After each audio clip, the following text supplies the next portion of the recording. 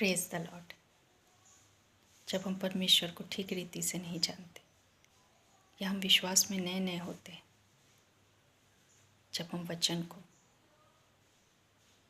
अच्छे प्रकार से नहीं समझते, तो कई बार हमारे मन में ऐसे विचार आते हैं कि जब हम परमेश्वर के नज़दीक आएंगे तो वो हमसे कुछ ऐसी मांग करेगा जिसे हम पूरा नहीं कर पाएंगे।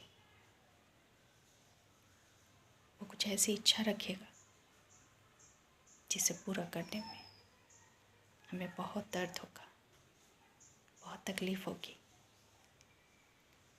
वो किसी ऐसी चीज़ को छोड़ने को कहेगा जिसे हम अपने जीवन में बहुत ऊपर रखते हैं, और यही सोचकर कई बार हम परमेश्वर से दूर होने लगते हैं। हम कलीसिया नहीं जाते या वचन को नहीं पढ़ते या संगति से दूर रहते, यह सोचकर कि यदि हम परमेश्वर के नज़दीक जाएंगे तब हमें बहुत कुछ छोड़ना होगा। और यही सब सोचकर हम रुक जाते हैं और शैतान को मौका देते हैं, क्योंकि वो दुष्ट हमें और भी ऐसे विचारों से भर देता है कि ईश्वर के करीब मत जाना, वरना तुम्हें अपने जीवन का आनंद खोना होगा। तुम जैसे जी रहे हो वैसे नहीं जी पाओगे, तुम्हें बहुत कुछ छोड़ना होगा और तुम अकेले रह जाओगे। तुम्हारे हाथों में कुछ नहीं रहेगा। लेकिन ये उसका झूठ है। उसे भी पता है कि जब हम परमेश्वर के नज़दीक आते हैं तो जो कुछ हमारे पास होता है उसे और आशीषित करता है और बढ़ाता है। और जो बातें या जो चीज़ें हमें आगे नहीं बढ़ने दे रही, हमारे जीवन में रुकावट है, जिसके बंधन में हम बंधे हुए हैं, उससे वो हमें अलग करता है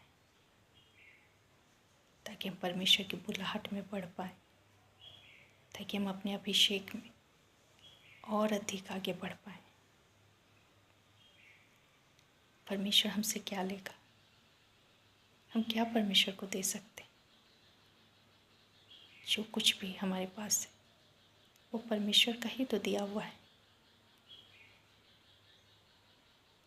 जिस परमेश्वर की हम आराधना करते हैं वो स्वर्ग और पृथ्वी का सर्वशक्तिमान परमेश्वर है।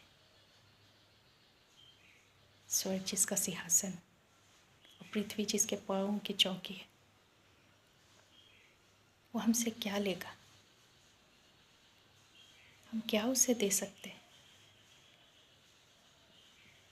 हमारा परमेश्वर वो दाता है, देने वाला। वो बहुतायत का परमेश्वर है जो हमारे जीवन को बहुतायत से भर देता है। वचन बताता है कि उसने अपने इकलौते पुत्र को भी अपने पास नहीं रखा, लेकिन उसे हमें दे दिया ताकि जब हम उस पर विश्वास करें तो हम अनंत जीवन पाएं।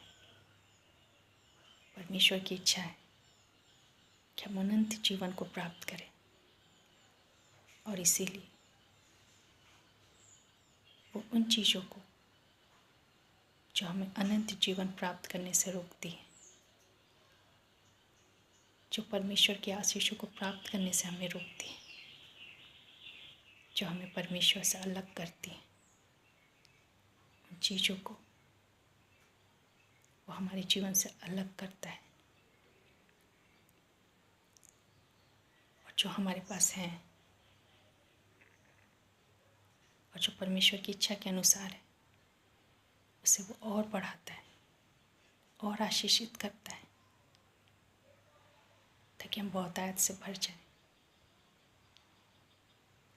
लेकिन हम परमेश्वर के वचन को ठीक से ना पढ़ने के कारण, ठीक से ना समझने के कारण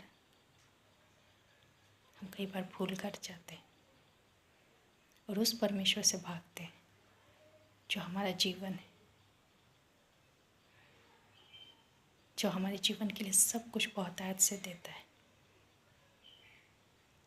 और हम उस परमेश्वर को ऐसे दृष्टि से देखने लगते हैं जैसे वो अभी हमसे कुछ मांगने को है, वो अभी हमसे कुछ ऐसा मांगेगा जो हम उसे दे नहीं पाएंगे। वो परमेश्वर जिसने हमसे इतना प्रेम किया कि अपने आप को दे दिया, वो हमसे क्या छीनेगा, वो हमसे क्या मांगेगा। उसने तो अपने इकलौता पुत्र दे दिया ताकि हम यीशु में होकर उन तमाम आशीषों को प्राप्त कर सकें जो परमेश्वर ने हमारे लिए स्वर्गीय स्थानों में रखे।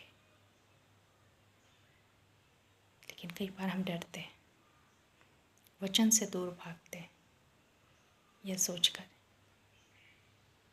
कि यदि हम परमेश्वर के नज़दीक आएंगे तो हमें बहुत कुछ खोना पड़ेगा।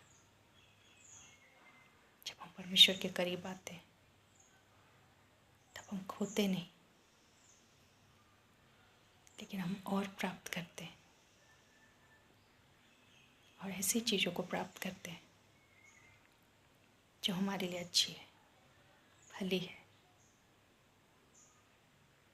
लेकिन वे चीज़ें जो हमारे जीवन को बांध कर रखती है, जो हमें आगे नहीं बढ़ने देती, जो हमें परमेश्वर के अभिषेक में, परमेश्वर की बुलाहट में बढ़ने नहीं देती, यदि हम उन चीज़ों को समेटे रहेंगे अपने जीवन में तो हम कभी वो नहीं बन पाएंगे जो परमेश्वर हमें बनाना चाहता है। हम अब्राहम का उदाहरण लें। अब्राहम से परमेश्वर ने प्रतिज्ञा की थी कि तेरा जो निज पुत्र होगा उसी से तुम्हारा वंश चलेगा और उसे मैं बहुतायत की आशीष दूंगा। लेकिन जब अब्राहम विलंब होता देखकर, जब वो मानवीय स्वभाव के अनुसार अपनी दासी के द्वारा इस्माइल को प्राप्त करता है, तब वो उसी में रम जाता है कि परमेश्वर की इच्छा नहीं थी। और जब परमेश्वर अब्राहम से कहता है कि इस्माइल को जाने दो, तुम्हारा निज पुत्र ही तुम्हारे वंश को चलाएगा, तब अब्राहम कहता है कि इस्माइल पर तेरा हाथ बना रहे, तेरी आशीष बनी रहे, यही बहुत है। कई बार हम मनुष्य भी जो चीज़ हमने प्राप्त की हम उसी में रम जाते हैं और हम सोचते यही हमारी आशीष है। और यदि परमेश्वर हमें कुछ देने का भी प्रयास करता है तो हम उन्हीं चीज़ों से लिपटे रहते हैं और परमेश्वर को मना करते हैं कि नहीं प्रभु, जो मेरे पास है वो काफ़ी है, मुझे और आशीषें नहीं चाहिए। लेकिन परमेश्वर को पता था कि वो अब्राहम से क्या करवाना चाहता था। परमेश्वर जानता था कि इसहाक ही वो पुत्र है जिसके द्वारा परमेश्वर उसके वंश को बढ़ाएगा। और जब अब्राहम परमेश्वर की इस बात को मान लेता है और उसके बाद जो पुत्र उसे प्राप्त होता है इसहाक, वो उसके वंश को बढ़ता हुआ देखता है और परमेश्वर उसे ऐसी आशीष देता है कि इसहाक के द्वारा एक ऐसा वंश आता है जो आकाश के तारों से भी अधिक और समुद्र के बालू की किनकों से भी अधिक बढ़ जाते हैं। कई बार हम अपने जीवन की कुछ चीज़ों को छोड़ना नहीं चाहते, पकड़ कर रखते हैं, कस कर, और सोचते यही सबसे उत्तम है। लेकिन हम परमेश्वर की उस योजना को नहीं देखते जो परमेश्वर ने हमारे लिए रखी है। कई बार कुछ चीज़ों को छोड़ना कष्टदायक होता है, तकलीफदेह होता है, लेकिन जब परमेश्वर किसी बात को कहता है तो उसके पीछे एक उद्देश्य होता है। परमेश्वर ने कुछ बहुत बड़ा हमारे लिए रखा होता है, और जब तक हम उन चीज़ों से अलग नहीं होंगे जो परमेश्वर की इच्छा के अनुसार नहीं, तो हम उन आशीषों को कभी नहीं देख पाएंगे जो परमेश्वर ने हमारे लिए रखी है। कई बार हमारे मन में ऐसे विचार आते हैं कि यदि हम परमेश्वर के करीब जाएंगे तो हम अपने जीवन शैली को हमें बदलना होगा, अपने दिनचर्या को हमें बदलना होगा। हम जिस आरामदायक जीवन में रहते हैं उसे छोड़ना होगा, बहुत कठिन सफ़र में निकलना होगा। लेकिन परमेश्वर हमें दुख देने के लिए नहीं बुलाता, लेकिन कुछ बढ़कर, कुछ उत्तम, कुछ सर्वश्रेष्ठ देने के लिए वो हमें बुलाता है। और इसके लिए आवश्यक है कि हमारे जीवन में कुछ ऐसी चीज़ें हैं जो परमेश्वर की इच्छा के अनुसार नहीं, जिसने हमें रोक रखा है, जिसने हमें बांध रखा है, जो परमेश्वर की आशीषों को हमारे जीवन में फलने फूलने नहीं दे रहा। उन चीज़ों को हमें छोड़ना होगा, तभी हम परमेश्वर की उन आशीषों को प्राप्त कर सकते हैं जो परमेश्वर ने हमारे लिए रखी है। हो सकता है हमारे जीवन में ऐसा बहुत कुछ हो, कोई व्यक्ति हो सकता है, संसार की कोई वस्तु हो सकती है, और भी कई चीज़ें हो सकती है जिस पर हमारा मन लगा हो। और जब वचन हम पढ़ते हैं तब वचन हमसे बात करता है कि ये चीज़ें सही नहीं है, तुम्हें इन्हें छोड़ना होगा। तब हम ये ना सोचें कि परमेश्वर हमसे कुछ छीन रहा है, वो हमसे कुछ लूट रहा है। लेकिन परमेश्वर हमारे जीवन से उन चीज़ों को अलग कर रहा है जो हमारे लिए सही नहीं है, जिसने हमारे रास्ते को बंद कर दिया है, जिसने परमेश्वर के आशीषों को आने से रोक रखा है। जब हम उन चीज़ों से अलग होते हैं, उन चीज़ों को छोड़ते हैं, थोड़ा दर्द होता है, लेकिन आगे चलकर हम जान पाते हैं कि परमेश्वर ने हमारे लिए उससे कहीं बढ़कर रखा था जो हमने प्राप्त किया था अपनी बुद्धि से, अपनी समझ से। कई लोग यह सोचकर प्रभु के नज़दीक नहीं आते कि परमेश्वर उनसे उनका धन मांगेगा। जो राजा है उसे हमारे धन की क्या आवश्यकता? वो हमसे हमारा धन नहीं चाहता, लेकिन वो ये चाहता है कि जिस धन पर हम अपना प्रेम उंडेलते हैं, अपना भरोसा रखते हैं, उससे वो हमें हटाना चाहता है ताकि वो हमें और भर सके, ताकि वो हमें और दे सके। और वचन बताता है कि जो धन यहोवा देता है उसमें वो दुख नहीं मिलाता।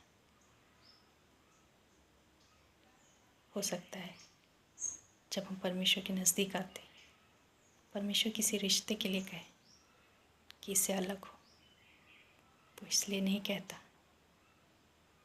कि वो बहुत कठोर है और कठोर अनुशासन में हमें रखना चाहता है।